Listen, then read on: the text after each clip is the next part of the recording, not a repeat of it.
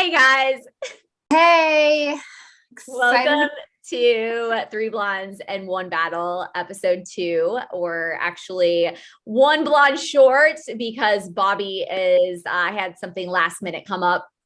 So we are going to Still go live.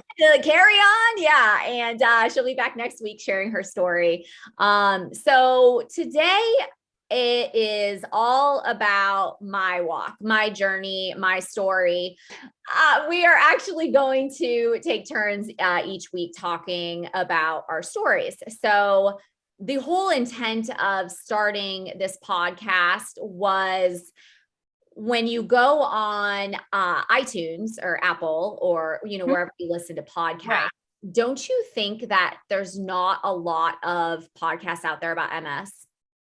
No, there really isn't. I think on the World Wide Web, right, there's a lot of resources, but as far as community, uplifting, hope-filled community for MS, people with MS, I don't think that space has a lot in it. Yeah, I agree. And searching through it, you can certainly find a lot of medical, there's a lot of podcasts about the medical end, right? Like doctors on there talking, nurses on there talking, but it's so over your head that if you're not in that space, it doesn't serve you. So you're just like, okay, I'm not going to listen to that. Why should I spend the next 20 minutes when there's a bazillion podcasts out there to listen to? Why should I listen to Three Blondes, One Battle? So that was the whole intention of starting this. We want to come to you with our stories that you can relate to. And then you can then go and research certain things we're talking about and take control of your own body. Yeah. Right. So, so that's what today is going to be about. So let's just talk. I'm just going to talk a little bit about my lifestyle prior to diagnosis, because I think that if you look at the big picture, I think when people are newly diagnosed, they think, why me? Why did this happen to me? Didn't you think that? You didn't? I didn't necessarily think that question, but there was other questions I thought of that were maybe similar, but I not necessarily why me, because I feel, it just wasn't one. But why did it happen to me? Like, you didn't question that? Like, what did I do? What did I do wrong?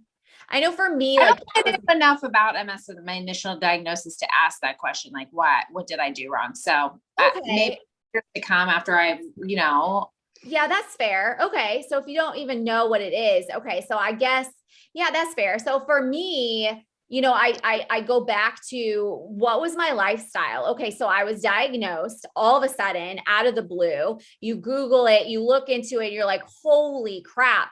So one of the things that I did was obviously you don't do this right away, right? Like we were talking about that. When you first get diagnosed, what do? You Google it, right? Because you don't know what it is. And what does Googling do? It scares the crap out of you. It makes you not sleep for days. It scares you. Yeah. You are fearful of being in that wheelchair. You go to the MS Society page, or you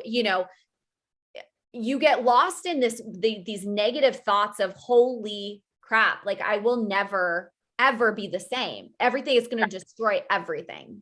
Yeah. Worst case scenario, it affects, because, it just kind of comes at you with everything that could possibly happen, which is a lot.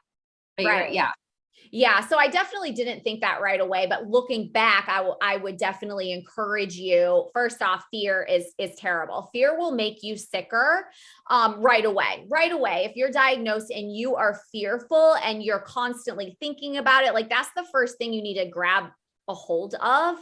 Clearly after you stop the attack, right, with Solumedrol, and we'll talk about that in a little bit. But once you know that you've got it under control, instead of jumping forward to 40 years, how about you deal with right now? You're going to be okay.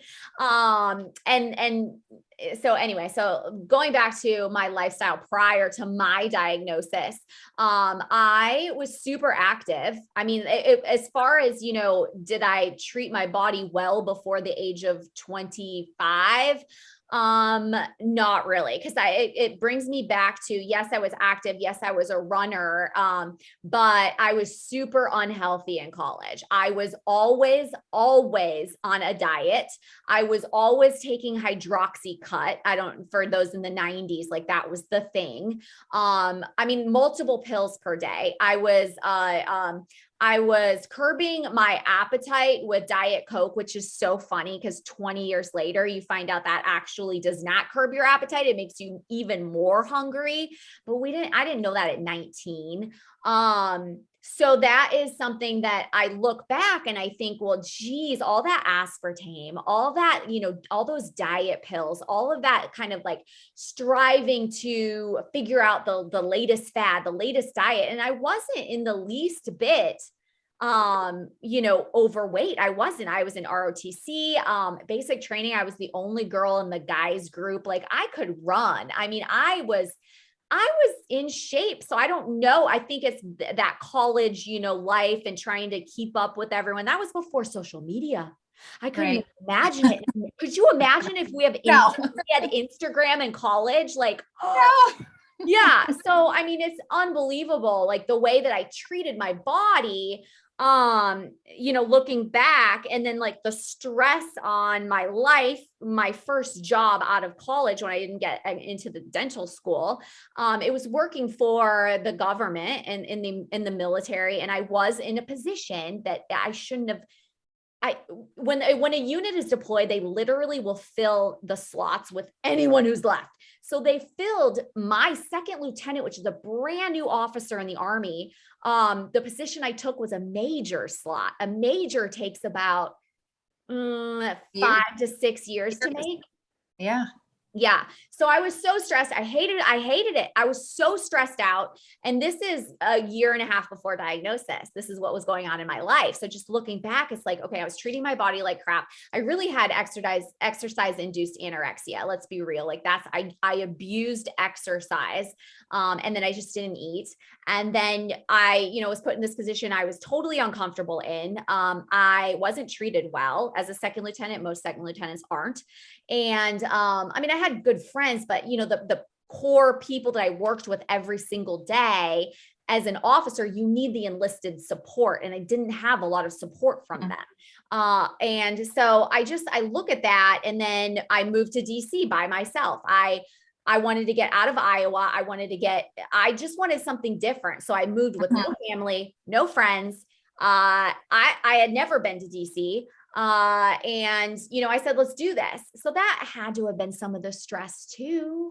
I'm glad you brought that up, especially for people listening to this and new believers. I never really thought about the perspective of what was going on prior to that, because it's just maybe even some good question to think about for some of those patients that are going through it right now. Yeah, it really is. It's really good to kind of look back. Once I moved to DC, within 1 year, I was diagnosed with MS. Within 1 year of all that crap. So once I moved to DC, I was still abusing my body. I wasn't eating. I was taking the metro to DuPont Circle, doing Bikram yoga multiple times a week, not eating while I was doing it. I was thrown into a new position. I met a man, right? So that's exciting, but still stressful. I ended up getting engaged within, a very short time period. And then boom, I was diagnosed. So that was kind of my prior to, and then this like weird diagnosis that, as far as, is it genetic? I know that people have questioned that, like, oh, does it run in your family, Tara? No, it doesn't. And the genetic marker you could say, I mean, 1 in 50 to me isn't. I just think the environment, and we'll talk about that, more podcasts to come about some of that, but it's a bigger factor than genetics. Yeah. Like I never thought twice about having a kid thinking I was gonna my genes. No, I didn't either. But it did come to mind because people are like, oh, does it run in your family? And I do have like a second cousin that I don't know on my dad's side.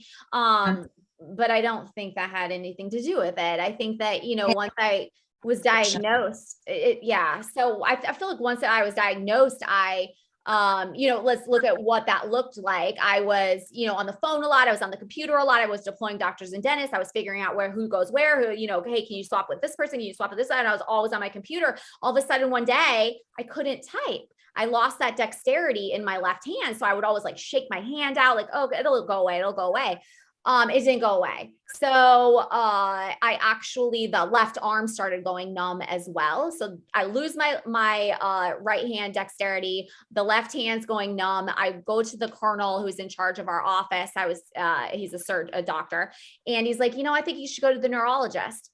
So that was kind of my initial sort of symptom. They sort of watched it for a year and they did the MRIs. They did not do the spinal tap immediately. They just saw, there was no really, look at my medical files for those that are joining us on podcast. I'm sorry, but like, this is all Oh my yeah. gosh, Nikki.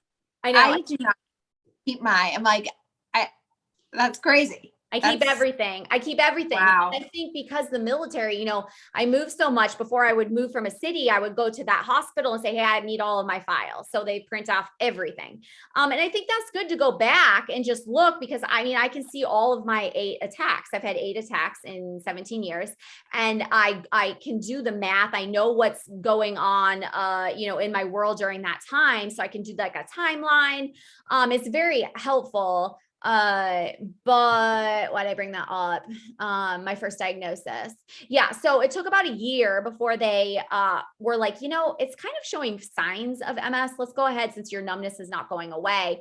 Then they did the spinal tap, which was totally easy for newly diagnosed. I know, some people are scared to death of it.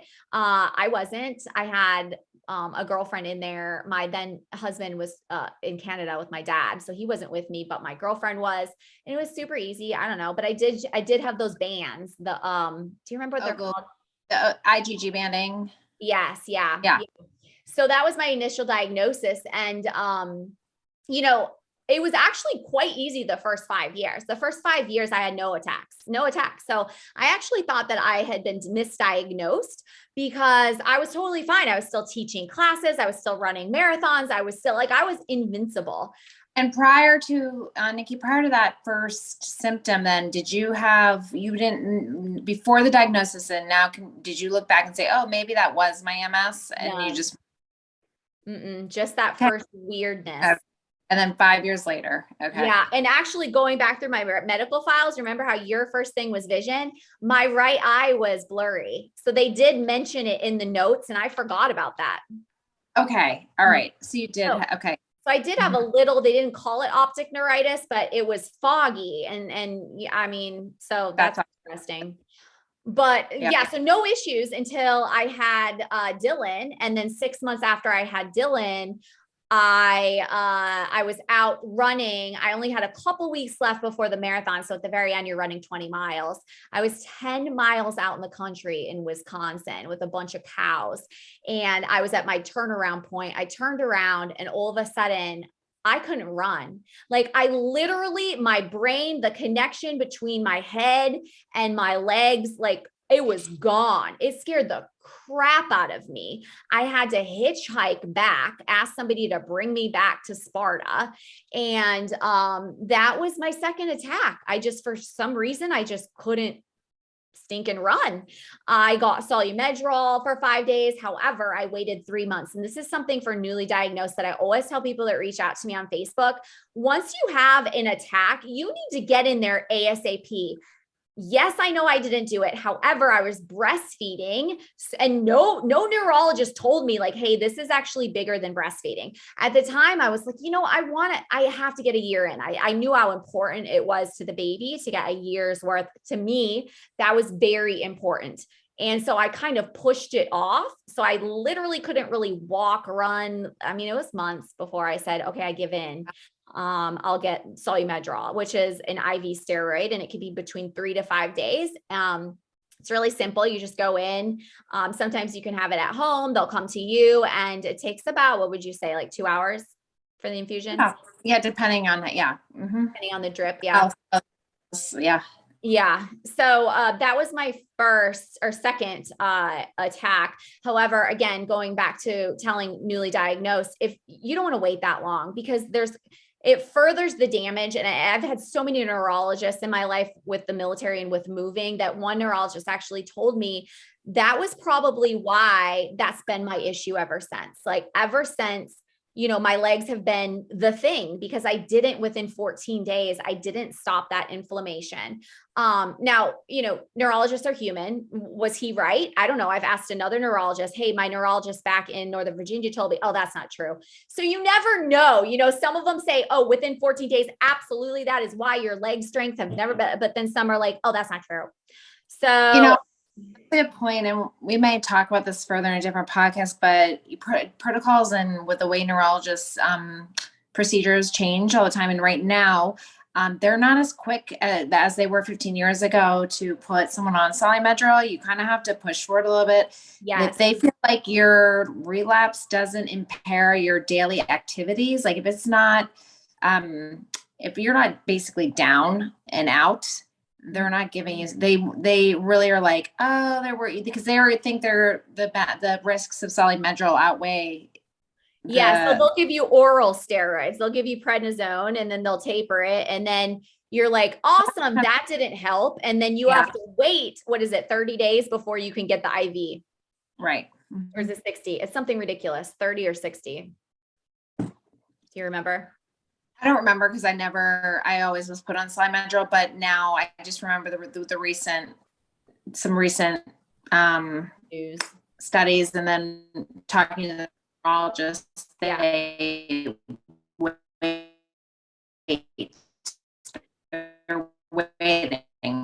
they're waiting longer. Okay. Waited too long. You waited too long to. Not too long, but you waited to, and then how long did it take you to recover then after that? So every attack has been different. So sometimes, like I said, I've had 8 attacks. The attack in Iowa where I got out of bed and I literally couldn't walk, I went in for Medrol that same day I was better. So it just depends where, certain attacks, they always seem to be my legs though. But never as bad as just not being able to walk one day. Like that was weird. But like from my neck down, like the numbness attack that I get, those take a while to go away. I would say 3 months. So, it's a while, but the whole 3 months, like this is another thing that like how I manage, MS or when an attack comes, I try not to think about it. And I know, I'm already, we talked about this today. I'm sort of an avoider when it comes to, I kind of like hide from, I'm shocked. Like rewind 7 years ago, I would have never been on here talking about MS because I didn't want to talk about it. I felt like even if I talked about it, that I would become it. I don't like when people say, I have MS. Sometimes I make a mistake and say it. You don't have it, you manage it. And so I feel like 7 years ago, I was even scared, like just saying the word MS. Like I would call it black banana. I wouldn't even say multiple sclerosis because it's scary. So I had a name for it even. So it's just interesting that, fast forward 7 years and now I'm where I'm at. It's really because I have realized that you can't, during these attacks, the worst thing for you is going through an attack, waiting for that function to come back. But while you're waiting, you're seriously like fearful. You're fearful. What if it doesn't come back? What if I forever lose it? What if all the what ifs and the fears that come in? I mean, if you could squash that right now and you're newly diagnosed, you're going to be so much better off. And you can actually, with the power of your thoughts, and honestly, like handing it over to God and just proclaiming healing all the time, like never, ever, complaining about it. It's just like, yeah, I manage it and God's got me. Or, just like changing that mindset, man, if you could do that at the beginning, you are going to be, like, I can't even, like, it kind of gives me goosebumps. Like if I were to have been like that back when it started getting bad with divorce, because I honestly, I didn't have any real issues until my divorce, separation and the amount. Hmm? It's, I just, yeah, I would say your journey is your growth, and we all like, change and grow through difficulty. Sometimes we could all probably look back and be like, oh, Mhm. I wish I would have thought about that differently. But now, Yeah. to where I've grown you're sharing that, which I love right now. Yeah. Yeah. I mean, I just think it's just so important. And then also, stress in my life, looking back, if you could really look back and, well, if you're newly diagnosed, you really can't do this, but you've got to be aware of stress in your life, and and anything like meditation, if you could get in just like the stretching or breathing every day, going for a nice walk and just looking at nature, like all the things. If you live by water and you're lucky enough to get those feet in the sand, or you live in the mountains and you can go look at God's glory, like that will heal you quicker than any drug can. And because I just like, stress it will make you so sick. And if you can think that first and try to avoid it before it happens, I think that you could truly avoid these attacks. For me, the divorce was so expensive. I was using credit. I was using credit to live in DC after separation. I couldn't afford living out there, using credit, racking up tens of thousands of dollars just to get a divorce. No wonder my body freaked out on me. Yeah. Virginia. Yeah. It's And then we'll definitely talk about like specifics. We have different topics. So we'll talk about different things that could impact stress, or make it worse or make it better. So we can get into that, but how I manage it now, I mean, some of the functions that I've lost, I mean, I can no longer teach fitness classes. I probably could teach, some sort of yoga, but my ego is still quite big just based on, and I try to, ignore it, but based on the classes I used to teach, I mean, come on, like, I just look back and I'm like, okay, I was an insanity instructor. Like, it's just not everybody can like be a sanity. So I'm not going to like go back and teach like light yoga. No, I mean, that's an ego thing, but you definitely could. And those out there that are doing it, that's amazing. But I can no longer run. I joke that if a car was coming towards me and I needed to run, I would die. I would die because that connection is gone.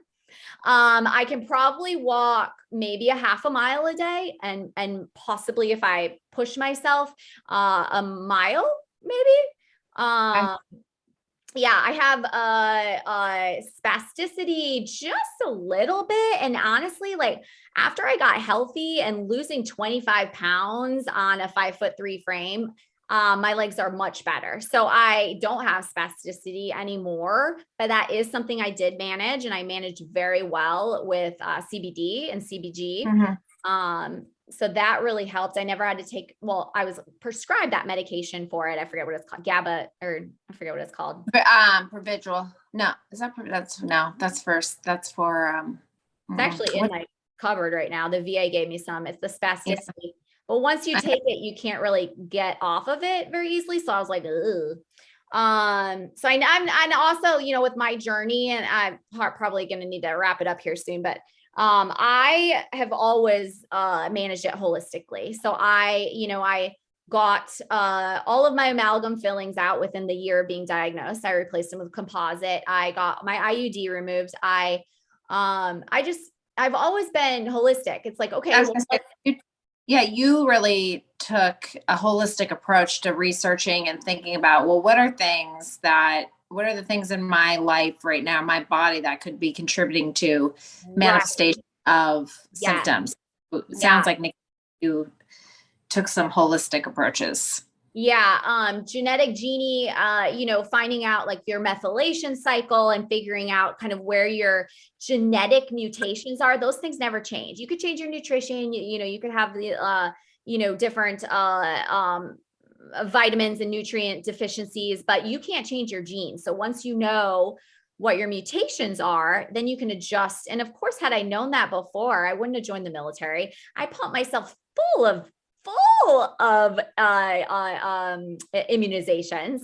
I had them all, and my body, like I have a mutation, and that part of my cellular, communication, if you may, that it doesn't detox. So I basically pump myself full of stuff, and my body can't detox it.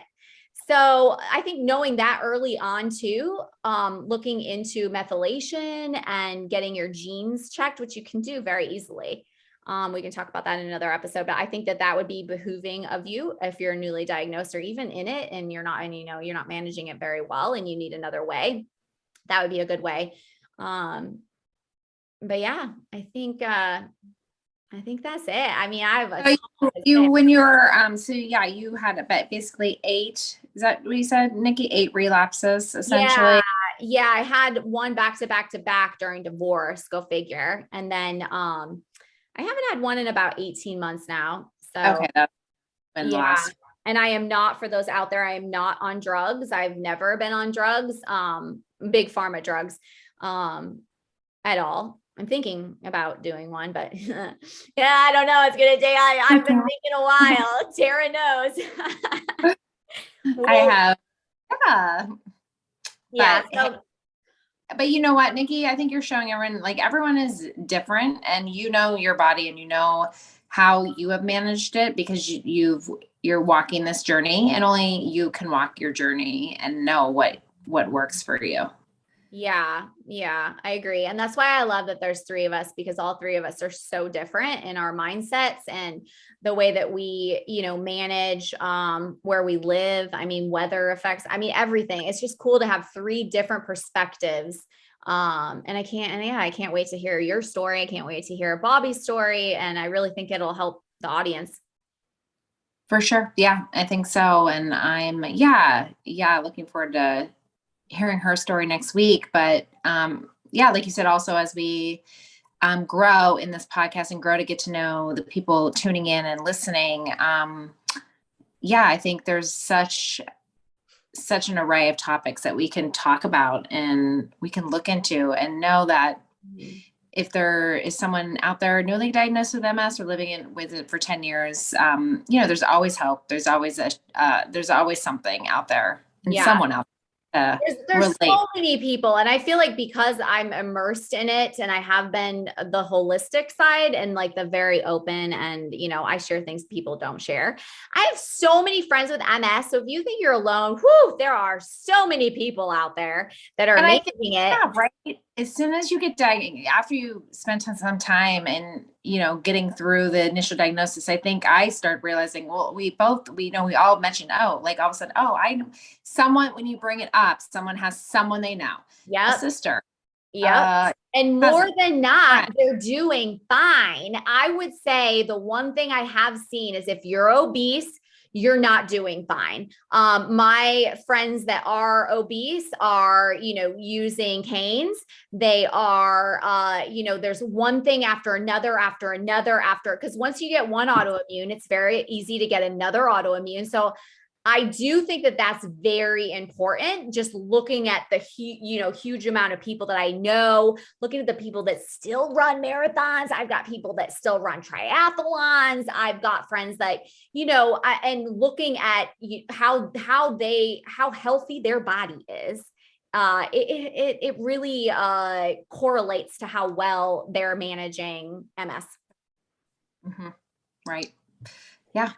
Anyway, all right. Well, thank you for joining us, and it's good seeing you, Tara. Loved hearing your story, Nikki. All right. See you next week. Bye. Okay. Bye.